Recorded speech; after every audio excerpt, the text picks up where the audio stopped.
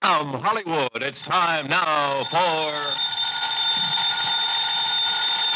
Johnny Dollar. Johnny, this is Lee Harkins, Continental Insurance and Trust Company. Lee, my old fishing pal. You still holding down the Ohio branch of the company there in Columbus? Yes, John, I am. But now look here. Well, brother, I never will forget the great fishing you and I had over on Darby Creek a couple of years back. Look, John. And along about this time every year, the urge really gets to me. Hey, have the streams cleared up yet from the spring rains? No, quite the contrary. As a matter of How fact... about Little Raccoon Creek down near Jackson? Boy, remember those big channel cats and the bass? Johnny, will you listen to me? Huh? Oh, sure, I'm all ears. The big river has gone on a rampage again. Spring floods. You mean the Ohio? Yes, and every other river of any size. The rains are still coming down. I see. Whole towns are being washed away by the floodwaters. Death and destruction all over. Oh, I'm sorry, Lee. I didn't mean to sound so... Well, you know, mention fishing and I lose my head. Look, Johnny, I need you out here. Can you come right away? Well, sure. You see, any fishing we do may be for the bodies of people.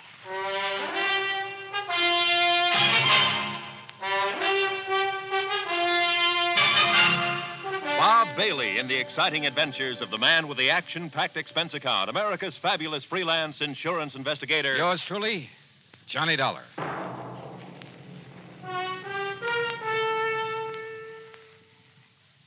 And now, Act One of yours truly, Johnny Dollar.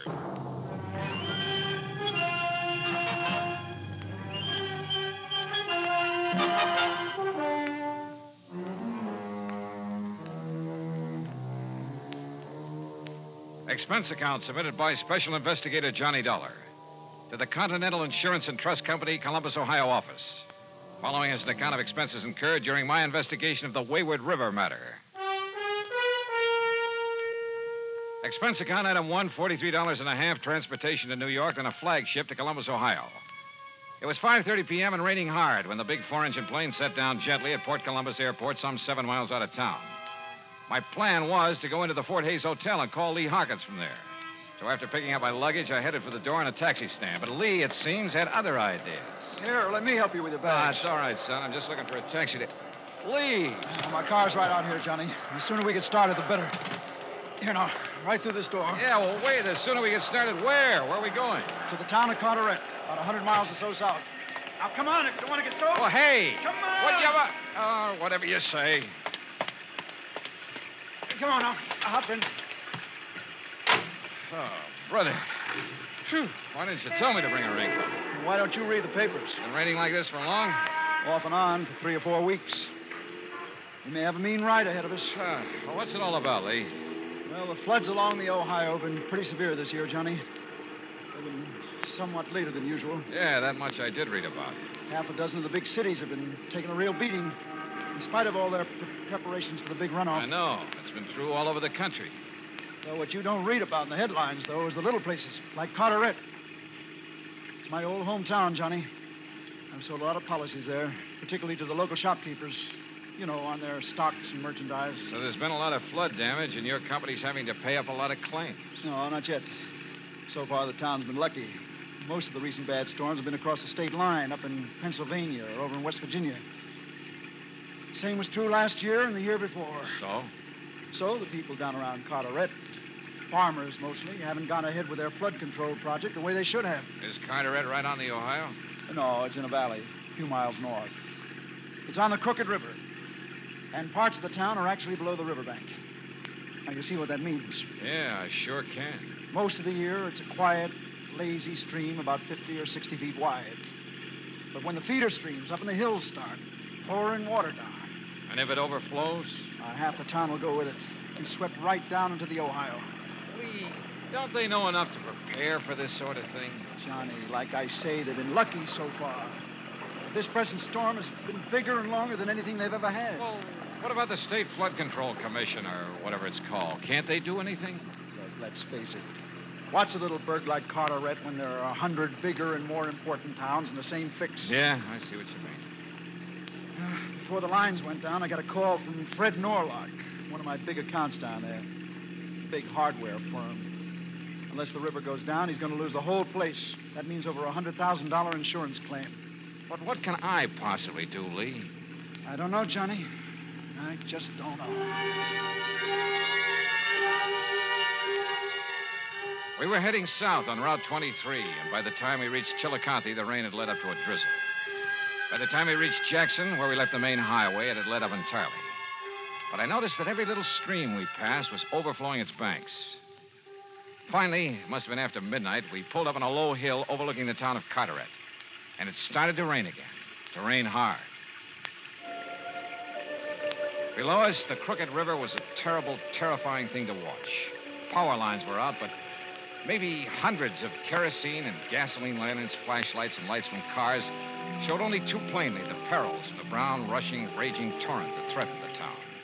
Men stripped to the waist, the banker and the ditch digger side by side, the farmer and the merchant, toiled frantically to reinforce the levee with bags of sand, stone, cement, anything they could find, while the river lapped hungrily at their feet, trying to undermine the embankment as quickly as it was built up. Back of them were others, filling the sandbags, bulldozing additional strength to the levee, hauling truckloads of sand and rock and gravel, digging, shoveling, filling, anything they could do. I'd never seen a more dedicated group of people. Men, women, children, all working in a common cause. Not just for themselves, but for the survival of their neighbors, their town. And the ugly river was like a thing alive, clawing at them, seeking to destroy them. Huge, floating masses of debris flew by at express train speed, whirling now and then to strike out at the embankment, fighting to break it down. Thousands of tons of wreckage, parts of houses, chicken coops, trees, and brush, anything that would float. I stood there appalled and almost overwhelmed by a feeling of utter helplessness. Can't they see? If they were up here on this hill, they could see that they're losing ground, Johnny. The river's rising faster than they can build up the levee. Yeah, Lee, yeah, it looks that way. What's the matter with you guys? Can't you see they need help down there? Anybody doesn't help, I'll be shot. He's right, Johnny. We ought to go down there and help for whatever it's worth. Wait. That one section where they're all working. It's right above the cut into Perry Street. If the levee goes there, it'll sweep the whole section down the valley into the Ohio River. But look, Lee. Look, back there, What? behind us. The reason why the water's piling up. Don't you see? That old railroad bridge. The trees, the mud, the rubble that's piled up against it. That railroad trestle has become a regular dam. Hey, you're right. The more of that debris piling up there, the stronger it gets. And the higher it gets, too. With the water mounting up behind it that way, the levee over Perry Street will go in a matter of minutes. Right. But break that dam somehow, and the water will get through. Down the crooked river into the Ohio. Yeah. Break that dam and it'll save the town. Yes. Oh, but how, Johnny? How? Yeah, how?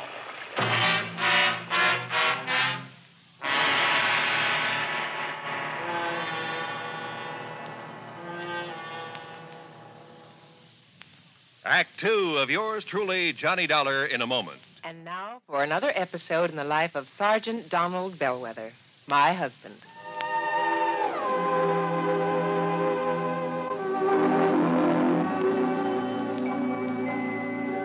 Reba, when are you going to serve dinner? Oh, in a few minutes, dear. Okay, I'll see you later. Wait a minute, Donald.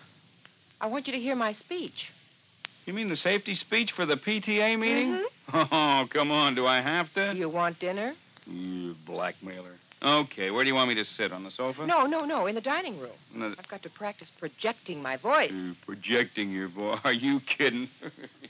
All right. How's this? Oh, that's fine. Okay, now, after the president introduces me, I'll say, Madam Chairlady, parents, visitors. According to the National Safety Council, last year in the United States, 4,450 youngsters under 15 years were killed in traffic accidents. How many? Oh, please, Donald, don't interrupt. 4,450. Oh, that's an awful lot. Yes, dear, it is. Well, then I go on to say, ladies and gentlemen, how can we help prevent traffic accidents from killing and maiming our youngsters? We must remember that children will act like children.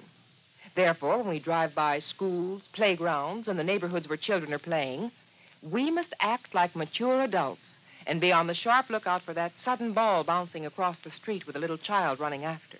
Hey, that's very good, honey. As soon as children are old enough to understand, it is up to us, the parents, to instill in their minds the dangers of playing near traffic. Children must be taught to obey all safety rules and safety patrols, to board and alight from the school bus without horseplay. And, above all, we adults should obey all safety rules, because children mimic their parents. Well, honey, you act and talk just like a professional speaker. Well, thanks. You know, you're really good. I'm proud of you. Oh, that's my Donald. That's my doll.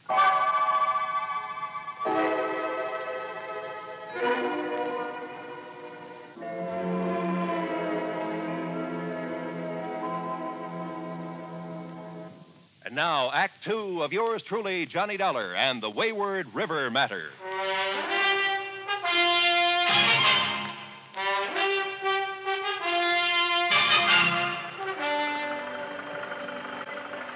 From our vantage point on the hill above the little town of Carteret, we could see why the Crooked River was rising so fast, threatening to engulf the town. You're right, Johnny. The debris against the old railroad trestle has made a dam. And somehow we've got to break that dam. But how? Lee, Yeah? any stores down there, any of them carry dynamite? Yeah. Down there on Perry Street. Norlock Supply Company. Then come on. Norlock's one of my biggest clients. If the levee breaks, his place will take the brunt of the flood. There. You see down there? He has men putting sandbags around it. They won't mean a thing if the levee goes. Why doesn't he send those men back on up to the river's edge where they can do some good? Johnny, he's the only man in town looking after his personal property. The only one selfish enough to... Say, listen, he's also the man who's always opposed doing something about this river. Save your breath, Lee. We've got to get down there and get some dynamite. The groups we passed, still vainly trying to chink up holes in the levee, all but spat on us as we passed. Because we weren't working with them, trying to save their town from the raging Crooked River, or so they thought. Finally, we slogged our way to the Norlock Supply Company on Berry Street. More sand. Faster. Fill those bags and get them around my place. The levee goes, it'll all come down here. More sandbags, more. You're crazy, Mr. Norlock. You're wasting your time. What? Mr. Harkins. Why, if that levee goes, nothing will save this place of yours. He's right, Norlock. Get your men on up to the levee where they'll do some good. Sure, but then you'll pay the insurance of my place is swept away. It won't be if we save the town. We need dynamite. Who are you? Oh, this is Johnny Dollar. Insurance investigator? What are you doing here? Look, there's no time to stand around and talk. We need dynamite, a lot of it. What for? Well, the wreckage from up the river. It's jammed against the old railroad trestle south of town. And it's made a regular dam. That's what's backing up the water. I know, I've seen. You gonna blow that up? That's right. Now, where's the dynamite? Anybody go out on that trestle with the pressure of the river against it, he's crazy. Any part of that goes, he'll go with it, he'll be killed. He's right, mister. Be suicide to go up there. Come on, let's have the dynamite. And you men, get up above where you can help. Now you wait a Load minute. that truck with all the bags you can, but get up there fast. If it's but my place here, what about my soul? Norlock, where's that dynamite? I won't give it to you. Oh, listen, Mr. Norlock. I refuse. It'd be suicide for you to go out on that railroad trestle. But if we don't, the whole town will go. And I tell you, Mr. Dollar, are you threatening to shoot me? Put that away. Oh, Johnny, wait. Let me handle this, Lee. You're crazy, Dollar. Put that gun away. All right, Norlock, it's up to you. What do you mean? Unless you give us the dynamite, I'll blast the lock off this place of yours and get it myself. Well? All right. All right. In here. But I tell you, you're mad.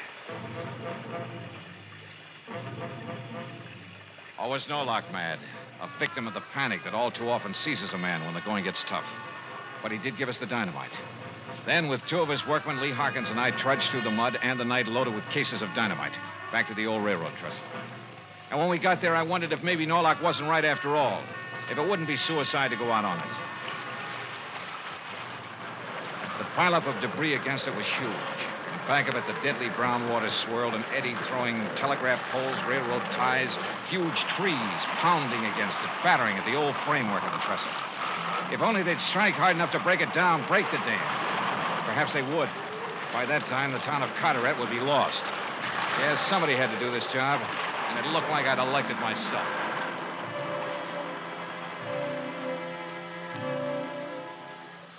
I'm not quite clear on what happened during that next 20 or 30 minutes. They seemed like 30 years of nightmare. But I edged my way out on that rickety framework, a fused case of dynamite under my arm. It was dark, and I had to feel my way along over planks and boards and trees that the force of the water had thrown up on the trestle. The wires leading back to the plunger that would set off the charge would catch and drag. But I knew I had to reach the first long span to make the explosive do its work. And all the while, the old bridge creaked and groaned and shook from the impact of the wreckage being thrown against it by the angry water. But then, finally, the job was done, and I felt my way back to the bank. Hurry, Johnny! Hurry! I'm coming. Everything ready here. Don't you see? The levee above. It's starting to go. Back over the town, there's a gap. The water's rushing now. Okay, Lee, the plunger. Here, sir. All ready. All right, then lie down. Quick, get down. Here she goes.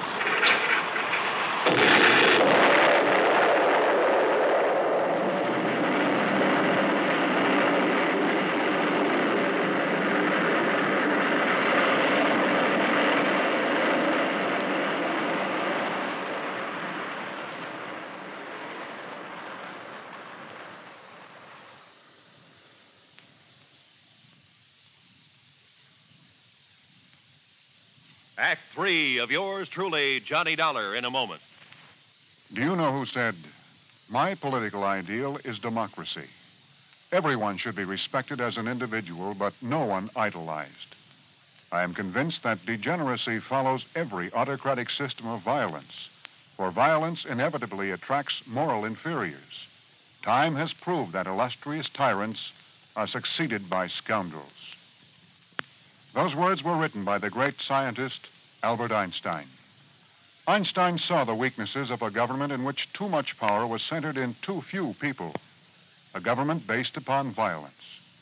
Einstein saw the danger of elevating a person to so high a level that he might seize power to which he was not entitled. Such a situation is not in the American tradition. Remember the words of Albert Einstein. They are part of your American heritage. Degeneracy follows every autocratic system of violence. And now, Act 3 of yours truly, Johnny Dollar and the Wayward River Matter.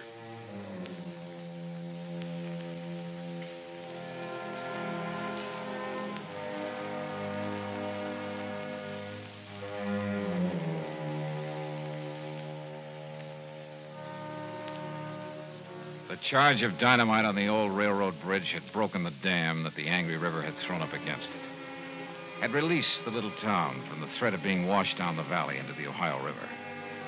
The men and women and children, spent from having struggled against the raging water throughout the night and all the day before, went quietly back to their homes and farms to rest and sleep.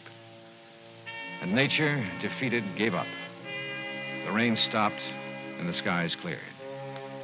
Even the charging yellow waters of the crooked river seemed to diminish in a sort of frustration.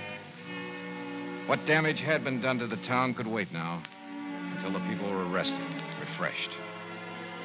As Lee Harkins and I plodded wearily over to the village inn, I noticed the streets were deserted. Yeah, even as the long gray fingers of dawn reached up into the sky, the town, exhausted, slept. Unmindful of the rooster in someone's backyard who sought to rouse it. Nor did we rouse the innkeeper, but picked a couple of rooms and settled down to rest our weary bones. But I couldn't sleep. Somewhere in the back of my brain, a little worry began to form, to peck away at me. In all of Carteret the night before, there'd been one man and one man only who'd ignored the common good to look after his own selfish interests. I went into Lee's room and awakened him. Oh, no, Johnny, later. Come on.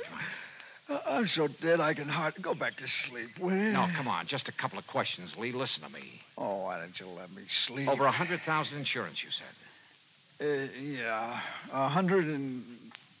Oh, I don't know. Well, if you ask me, that's too much for a business of any kind in a town this size. Much too much. So maybe I gave him a break on his valuation. Yeah. You know, to help sign up some of the other merchants. But 100,000 of insurance money would give him enough to live on the rest of his life. Oh, now, look, why don't you go back to bed, Johnny? Lee, he knew about that dam at the railroad trestle. And so far as I could see, he was the only one who did. Well, everybody else was so busy at the levee. But did he try to do anything about it? No. Instead, he went through the motions of trying to protect his property. But he knew that if that levee broke, nothing would save it. All right. Chalk it up to panic. Panic, huh? He fought to keep us from getting that dynamite, the one thing that could save the town. He kept those workmen away from where they might have done some good, at the levee. He alone wanted that levee to break. But good heavens, Johnny, well, you're right. You must be. Yeah, I'm right. I'm going out and look for Mr. Fred Norlock. Yeah, but there isn't a soul out there. Everybody's... Maybe. That's what I want to find out.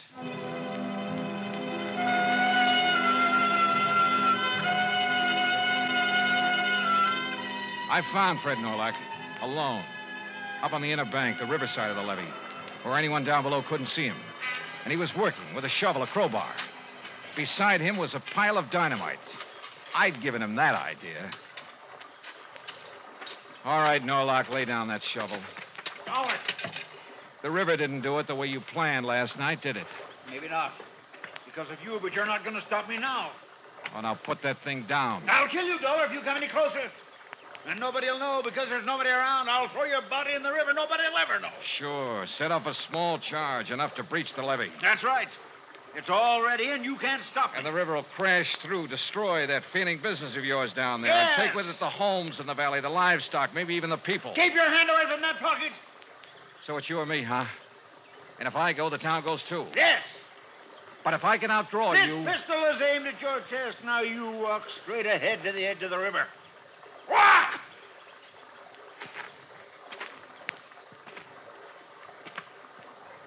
Johnny! What? Now! Now! Oh, yes!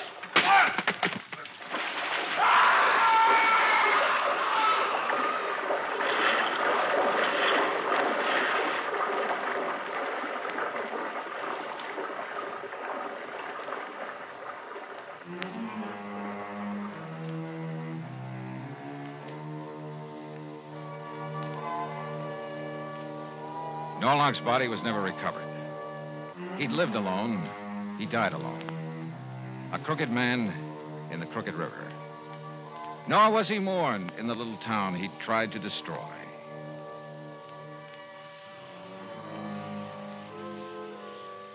Expense account total, including transportation back to Hartford, $100 even. Yours truly, Johnny Dollar.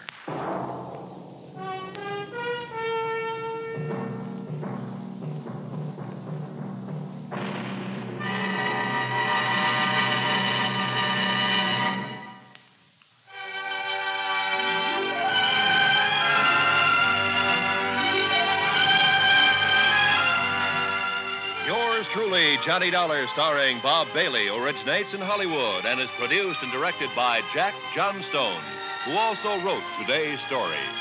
Heard in our cast were Chet Stratton, Frank Gerstle, Bob Bruce, and Parley Bear. Special sound patterns by Tom Hanley and Bill James.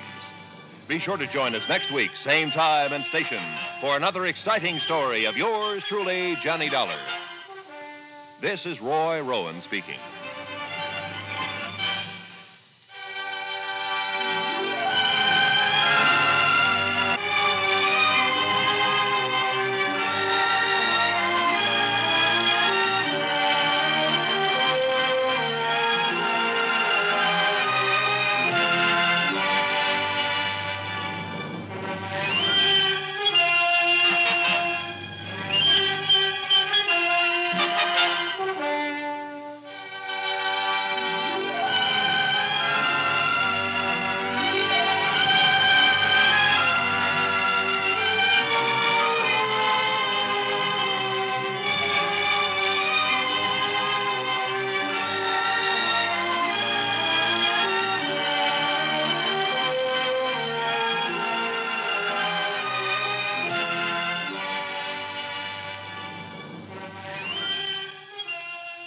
Yours truly, Johnny Dollar, has been a presentation of the United States Armed Forces Radio and Television Service.